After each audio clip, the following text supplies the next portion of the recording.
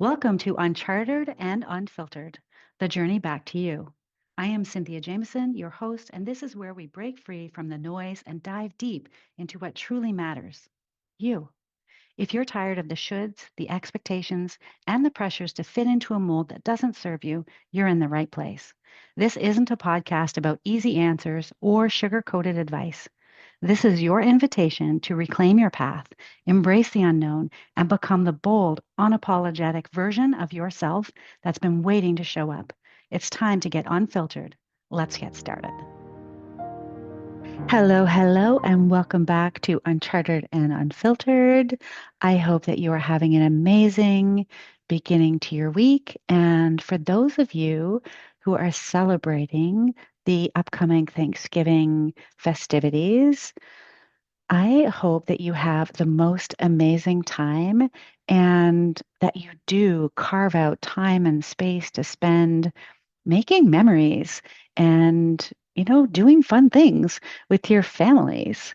One of the things that I have learned this year with my relocation is how much more fun life can be when we give ourselves time and space to really experience each of those moments. And I also want to say thank you for allowing me to be one of the voices that you choose to tune into each and every week.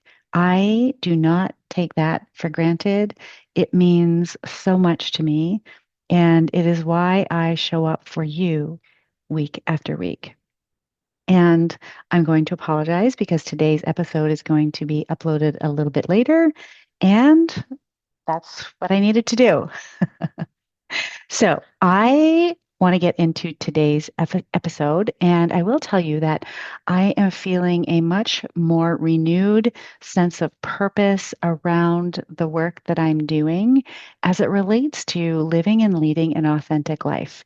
And I just keep thinking about how much more important it is to live and lead your life in a way that feels true for you, and I am so incredibly grateful to all of my clients, past, present, future, for being open and being willing enough to walk this path of being able to look at ourselves and evaluate with love, with compassion, with grace, how we are currently living and leading our lives.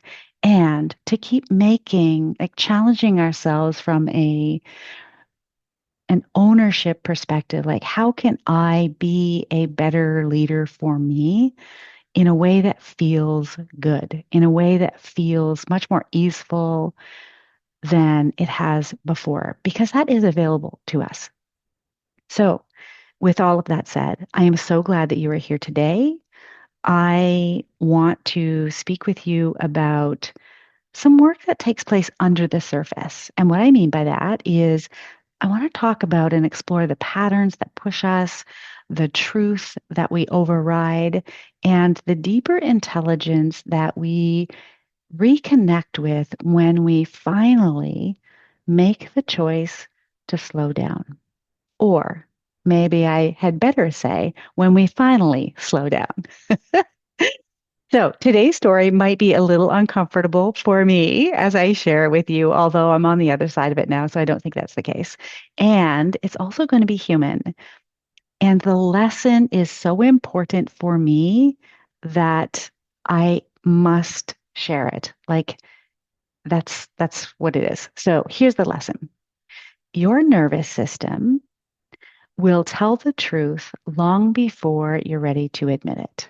And if you are a human who wants to lead and live your life with authenticity, like really truly being who you are in that grounded confidence and presence, and I know that you are because you're here, you need to know what's going on underneath your logic and your professionalism. And I want to share this with you in story. So recently, my body gave me one of these moments. It was a gentle but very firm interruption, we will call it. And it revealed something that so many high achieving, heart led leaders do without even noticing. We push past ourselves in ways that look impressive, but we're actually self abandonment in disguise. So before we begin, I want to just this little caveat. This is not going to be a story where I'm going to share medical issues, any symptoms, or any drama. It is about what happened emotionally and energetically, specifically the leadership lessons that your body tries to teach you long before your brain catches up. So, with that, let's dive in.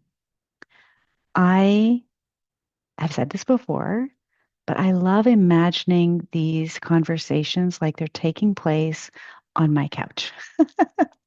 Like we're just having a casual, honest chat, human to human, when we have these conversations. And so let me start by telling you that a few weeks ago, my body tapped me on the shoulder. And like most of us do, I responded with the classic, like, not now, I'm busy. I had things to do. I had commitments, I had plans, I was looking forward to them. And all of those things were louder than my own intuition. But my body didn't care about my to-do list. Have you ever noticed that for yourself? It just kept getting louder and louder in a I am not going to be ignored today kind of way. And here is my human truth. Even though I knew better, I didn't listen until I had no choice. And we all do this. So I'm giving myself some grace because we override, we rationalize, we push through, and we call it strength sometimes. And sometimes it's actually not strength, it's distance from ourselves. We are creating separation from ourselves and are in misalignment with ourselves. I can speak for me because I was there, and that's exactly what I did. And for me, when things intensified, just so you know, I did the right thing. I sought the attention that I needed, the support that I needed. And the moment I stepped into an environment where people could help me, where this is like their job, they were like they're there to assist all of us humans, I pulled the most predictable leadership move you could imagine. I got quiet. I became composed. I acted like everything was fine, cool as a cucumber. And I want to say this really, really clearly. This wasn't conscious. This wasn't a strength. This was autopilot, a lifetime of self sufficiency stepping in without my permission. And what struck me later was this: it wasn't even a thought for me to ask for help, to reach out, or to show how much I needed support, to be vulnerable with my friends, with my family, etc. There was no internal debate. There was no, should I tell someone, should I not? My nervous system simply defaulted to handle it, be fine, don't be a burden. And that's the part I really want you to hear. Without awareness, there is no choice.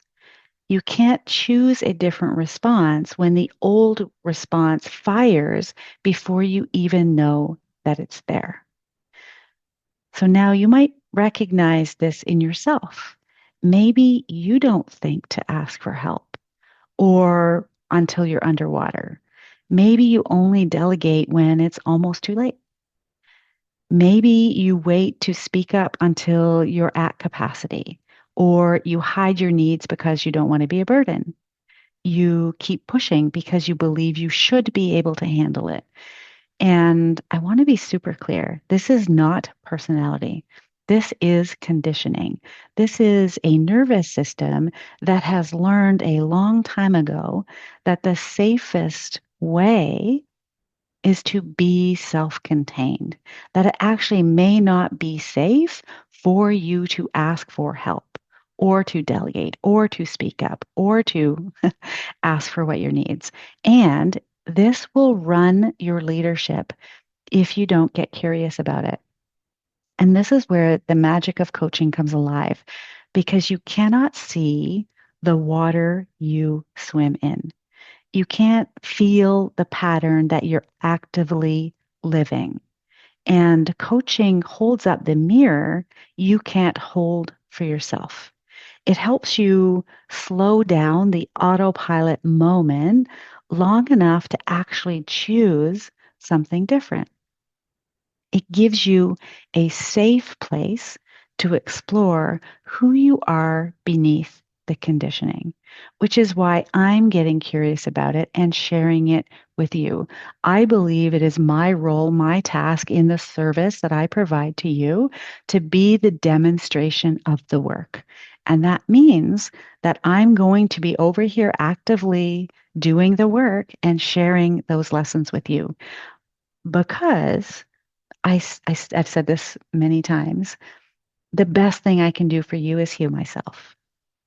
So I want to tell you a little bit about when fear takes the wheel, because there was a moment in this particular series of events for me when I didn't have all of the facts yet. And my nervous system took the wheel.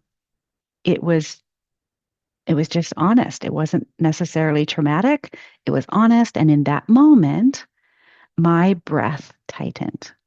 My thoughts got super narrow. And any curiosity that I had went straight out of the window, of course, because fear took the mic or the wheel, and probably both, right? Like if you're in the fight, flight, freeze, or appease, then you are hijacked. And I believe that every leader listening has been there. This is the meeting where you freeze. This is the decision where urgency feels like survival, right? The performance moment when the worst case scenarios jump in. The interaction where you suddenly don't feel like you anymore, or you don't feel like you can say what's on your mind, what's on your heart anymore. Fear narrows and presence widens. And then, of course, there's the power aspect. But we cannot widen until we know that we have narrowed. And this moment showed me exactly where I still override myself and where my authenticity is quietly asking for an upgrade. And I just want to, another caveat here.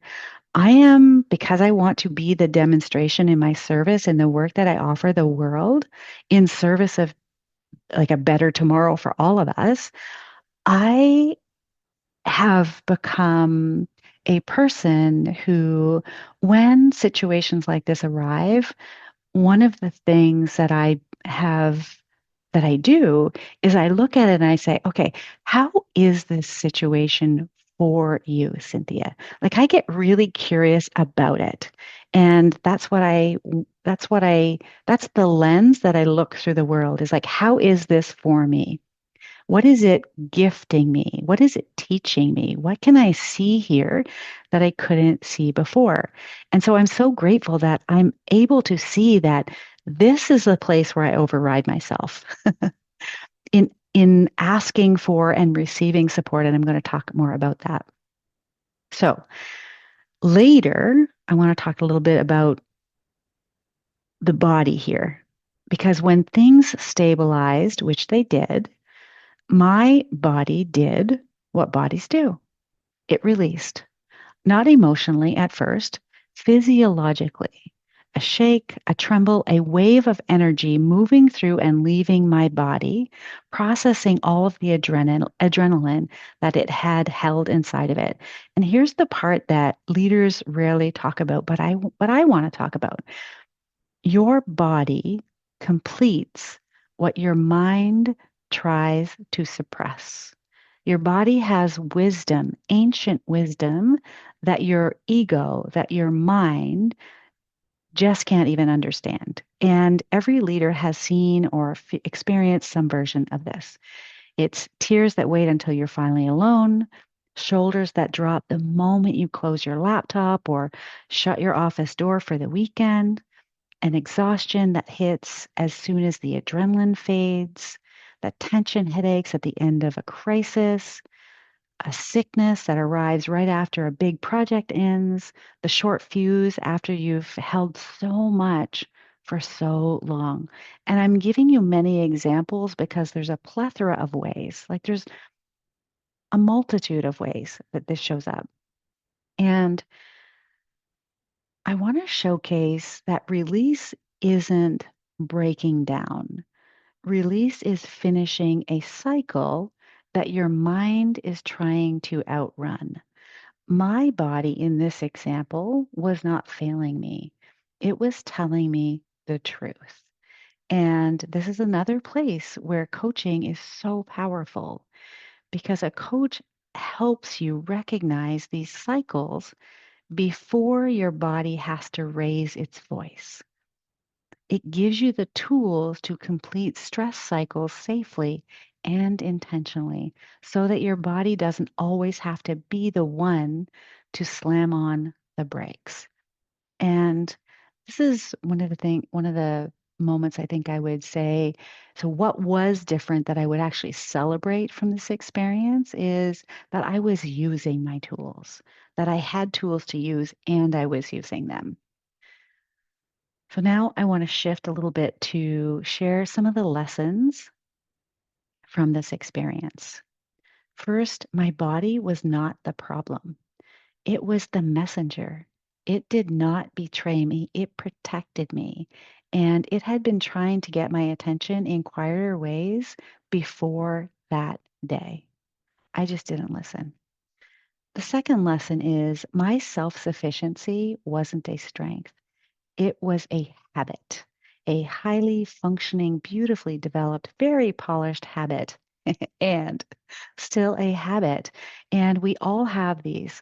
A strength is a strength until it's not. And so it's just noticing for yourself when you've shifted into the shadow side of that strength, which is what I had done.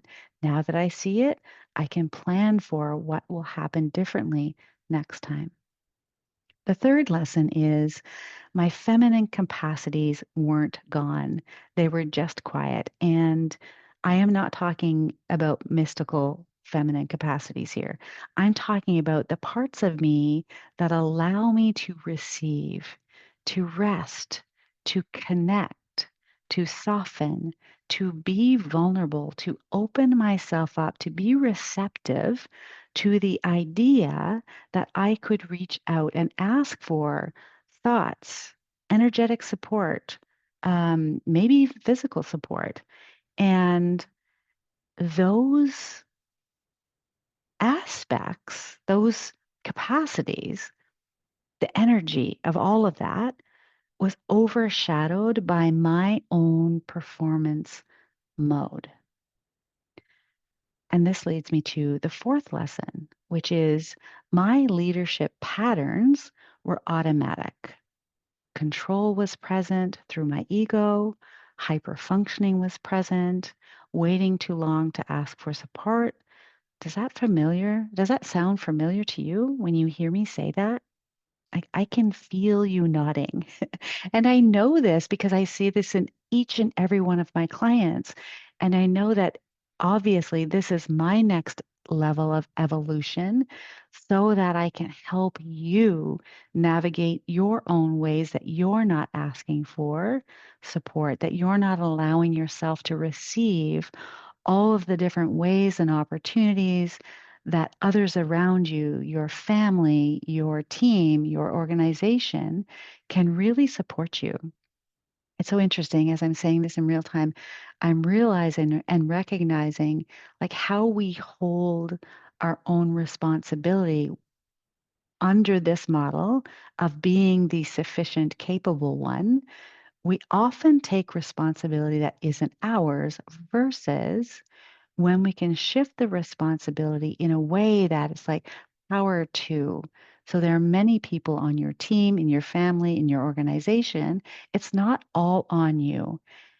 We just fail to question that. We fail to get curious about that and then work with our system so that we can partner with our body and build safety within ourselves so that we can ask for help, that we can receive the support, that we can open ourselves up in new ways that can feel safe.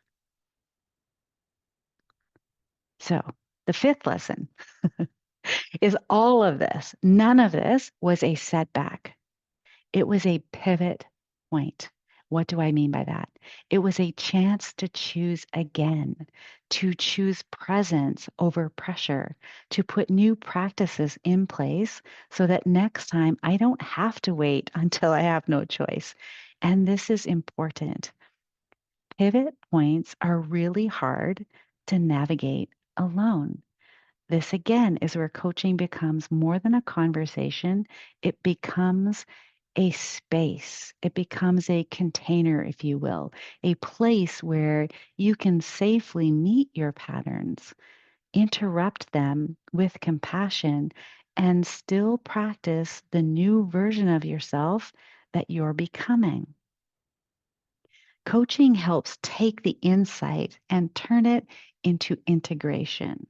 And this is something that I just want to like this is a shout out to my own coach who has supported me in this experience so that I could have the awareness and the learning and the richness of it in service of both myself and of you. Because what's good for me is good for you. And the same is true for you. If it's good for you, it's good for your family, your organization, your team, etc. My last lesson is leading and living an authentic life requires daily interaction with fear. And with this caveat, not to get rid of it. Fear is not something to be overridden because if it is, if that's what we choose to do with it, the body will hang on to it and then it keeps score. And then we're going to end up right back where we started in this cycle. So we don't have daily contact with fear to get rid of it. We do have contact with fear to be really curious and to recognize its voice so that you can choose a different response. I like to think about, and I invite my clients to do this all of the time, when we get curious about our fear and we begin to understand what it is. Maybe it's our not enoughness, our worth, etc. We think we're going to get fired. Like we create so much meaning from the things that we say, that we hear in our own brains. And if we take those fears and make it manifest as a small child, like if a small child opened up the door where I am right now and said, like, I am really, really afraid that what I'm saying, what I'm doing, like it's not enough, it's not good enough, I'm not worthy. I wouldn't dismiss that fear that was made manifest. I would tend to it. I would reach for it and I would say, come here, dear one. Oh my goodness, like there's no, I'm sorry that you think that, that you feel that. What is it that has you think that or feel that? And are there other ways? Like, come here, let me love on you because you really are worried about this. And that may not take place, but I don't want to dismiss it. I want to understand what is the fear that's worried about. If it is, okay, are we worried about not being enough? Okay, then what would that look like? And what would being enough look like? What would doing enough look like? And getting really specific with what that is and challenging those beliefs that we have about ourselves that are not always accurate, right? And I think this is so important because, again, without the awareness of that, we're just stuffing it. It's going to there's going to come a time and a place when if we keep stuffing it, it's going to require us to process it. And that's what coaching can help us do. Again, this is where coaching becomes so powerful. It is not about me or someone else, whoever you choose to work with, giving you answers, or it shouldn't be. It is about someone sitting with you in the space between your pattern and your possibility so that you can choose differently, gently, safely, consistently, and together that you work through whatever the challenge or circumstance is so that you can notice what's happening under the surface for you. Name the fear or the pattern that's present and get curious about what else is possible. And then from that awareness, coaching helps you ask, like, based on what I'm seeing now, what choices do I actually have? And from there, of those choices, what is the next action that I feel genuinely inspired to take? And that's what coaching with someone can help you do. That's how I practice in the coaching that I do. I am here to be a mirror for you to help you see the choices that you can make and to help you discover them. If you feel like you don't have any, okay, let's get really curious about that. And that's what coaching can help you do. That's what it helped me do. And I sought the support of multiple mentors and coaches along this exploration over the past couple of weeks, alongside of my own reflection and my own practices. And that is how I arrived at these lessons. So, coaching isn't magic because the coach is magical. It's magic because you are. Coaching simply creates the space where your clarity, your courage, your truth finally have room to emerge, where you can begin to see yourself as the incredibly powerful human being that you are. Having said all of that, here's what this whole experience has taught me in very human, leadership friendly terms. Your thoughts shape your experience of a moment. Fear doesn't always mean danger, it just feels like danger. How you carry yourself teaches people how to treat you. If you signal, I'm fine, people will believe you, not because they don't care, but because that's the data that you're giving them. That's the energy that you are bringing to the situation.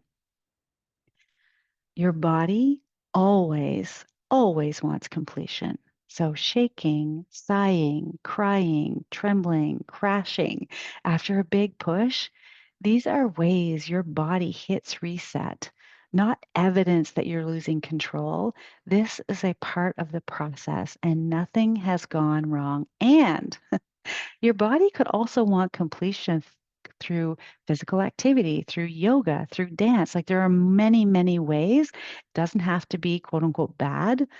And it doesn't have to be in the context of like a medical situation. The other thing is patterns repeat until we notice them, not because we're doing something wrong, but because our bodies want us to understand something important.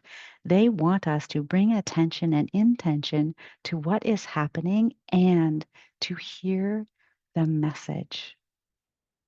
And my last lesson here is we need balance. And what I mean by that is too much pushing and your intuitive, grounded side gets drowned out, but it never disappears. It's like any muscle. We need to continue to work it out. And the moment that we understand these things, we understand ourselves with so much more compassion. And when we understand ourselves with so much more compassion, we're far more likely to make the choice to reach out for help, to ask for help, to allow ourselves to be supported in whatever phase of leadership or life we are in. And so, this is my question for you. Where are you overriding yourself? Where do you trade truth for composure? Where do you take everything on alone? Where do you operate from fear instead of choice?